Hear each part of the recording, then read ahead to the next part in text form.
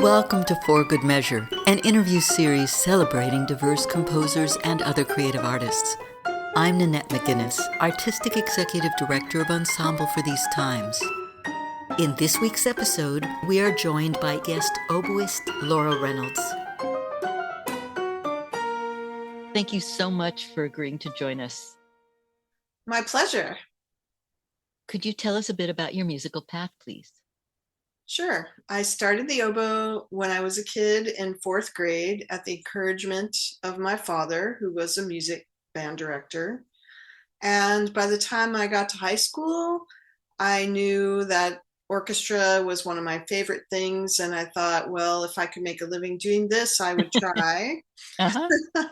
So I went to music school and I did my undergrad at the University of Michigan. And then I came to the conservatory to study with Bill Bennett, who was recommended to me by my teacher at Michigan. And I finished my master's degree and right away got a job with the Santa Rosa Symphony. So I decided to stay in the Bay Area to enjoy that position. And I continued working at the conservatory as a staff member. And then I picked up some other orchestra jobs along the way. So now I'm also in the Marin Symphony and the California Symphony. And I've been teaching for a long time. I was at UC Davis as the oboe teacher there. And now I'm at Sonoma State University. And I also teach in the pre-college at the conservatory, where I serve as associate director for pre-college and summer programs. Wonderful. A lovely path, actually. Yeah. Obviously, he was right. But do you know what persuaded your dad to suggest the oboe? It's not very, he learned when he was in college a particular method of assigning instruments to students. And by his estimation, the oboe was a good match for me. And I was not really allowed to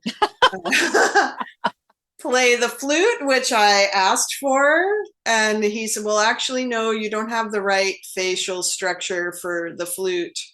But secretly, I think it was, he didn't want me to compete with so many flute players. That makes a lot of sense, actually. Yeah. There are a lot more flute players than oboe players. Yeah. And I should say, for the people listening, you are a very fine oboe player.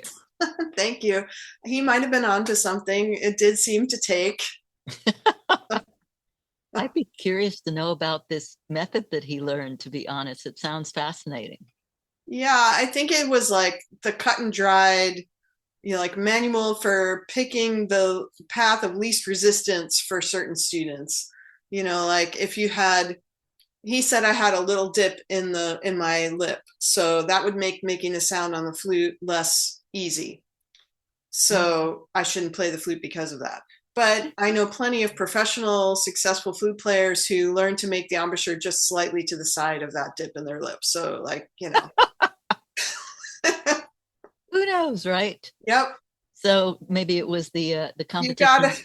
You gotta ask the Fredonia University music faculty from the 60s. Should they be willing to come out of retirement and still around? Well, yeah. It worked for you, so I'm certainly grateful having worked with you. Yeah, so tell me about the performing you've done with E4TT or performing with E4TT. Yeah, it's been great. I love E4TT. Thanks for inviting me the many times that you have. I know the connection through David Garner was partially how I came to play with you guys. And I've been a big fan of his music since I was a student at the conservatory. And getting the chance to shine as a chamber musician on English horn particularly is not that often that you get that opportunity. So I really appreciate that. And to know that that sound particularly was what he wanted, was particularly my style of playing the English horn, was very flattering. And then we have such a great rehearsal cycle. There's plenty of time for addressing the details. and learning new music and bringing it to the world. Like that's been great. I appreciate working with you when you're singing and working with just the instrumentalists for the other pieces that we've done. It's been really wonderful. Oh, well, thank you. We've loved working with you. And yeah, what happened was David was going to write, I'm trying to remember, I think it's maybe the third song cycle he was writing for me and the group. Mm-hmm. And we were talking about instrumentation. And as I recall, he said, English horn would be great for this. And I know the perfect person. I'll introduce you to her. And that's how it happened. And then after we worked with you once, we were always, or at least I was, but everybody agreed, looking for opportunities to work with you again, because you're so nice to work with. So thank you. You're welcome. Yeah, no, it's a pleasure. Is there anything you have coming up that you'd like to share with us? Well, I'll say we're recording this in the middle of April, and the end of the concert season is upon us. And I've got 2 opportunities to play Holst's The Planets. Ooh. Where one week I'm doing it with Santa Rosa Symphony, and a few weeks later I'm doing it with San Jose Symphony as a guest musician there. So that's a very dramatic piece that we don't often get to play. So I'm looking forward to that. Yeah. And then we're also doing, Santa Rosa Symphony is doing this great Beethoven symphony cycle on our road to our 100th anniversary of the orchestra. So this is the second year of that 5-year cycle, and we're doing, I think it's symphonies 2 and 5 the first weekend of June. Nice. And that's like leading up towards Beethoven 9 on our 100th anniversary in 2028. So that's a long range goal. I'm looking forward to playing every one of those concerts.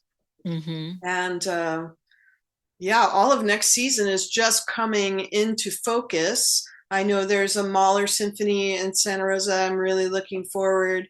I am hired as a soloist with the Ukiah Symphony. I'm going to play Barber's Canzonetta and a double oboe concerto with one of my adult students with that orchestra by Albinoni. So that'll be fun.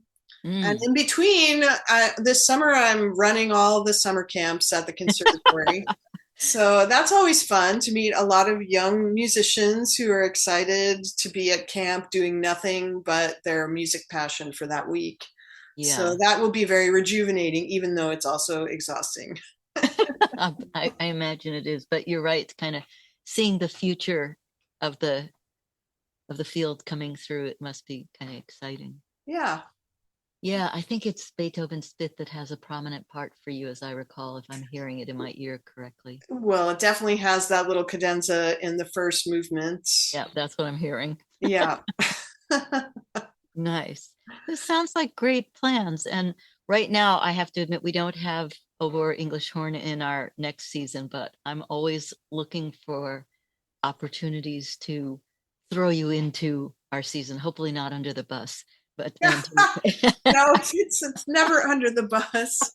Can I share some of my favorite times is when we went down to Los Angeles and did the recording project. Yeah. Really fun. Was that the Oaken Door cycle? Yeah, the Agnature, exactly. Yeah. That was. And gosh, it was either 2018 or 19? Is that right? It was pre-pandemic for sure. Yeah, and that recording, golly, that recording came out, I'm thinking in either 2020 or 2022. I can't remember at this point. Maybe 2020. So, yeah. But I particularly enjoyed that piece. And then last season, I really enjoyed doing the Berg 7 Songs arrangement. Oh, yeah. Because I was not that familiar with that piece, and then to get to know it in a chamber music setting was really, really great. Yeah, I really agree with you. I loved Die Natur. It's a great cycle.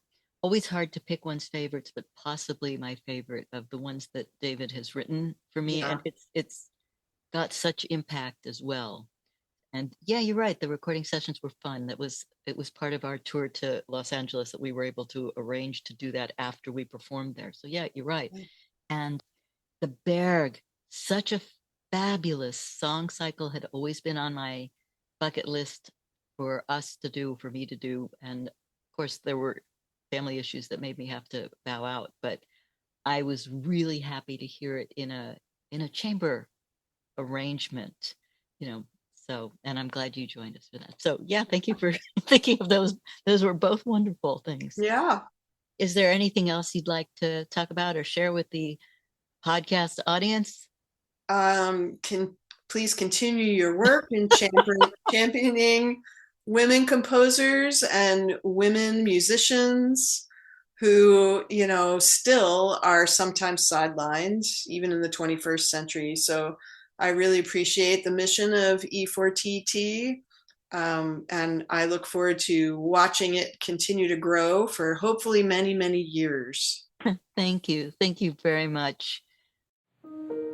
Thank you for listening to For Good Measure, and a special thank you to our guest, Laura Reynolds, for joining us today. If you enjoyed this episode, please subscribe to our podcast by clicking on the subscribe button, and support us by sharing it with your friends, posting about it on social media, and leaving us a rating and a review. To learn more about E4TT, our concert season online and in the Bay Area, or to make a tax-deductible donation, please visit us at www.e4tt.org. This podcast is made possible by grants from the California Arts Council, the San Francisco Arts Commission, Grants for the Arts, and generous donors like you. For Good Measure is produced by Nanette McGuinness and Ensemble for These Times and designed by Brennan Stokes, with special thanks to co-producer and audio engineer Stephanie M. Neumann. Remember to keep supporting equity in the arts and tune in next week for Good Measure.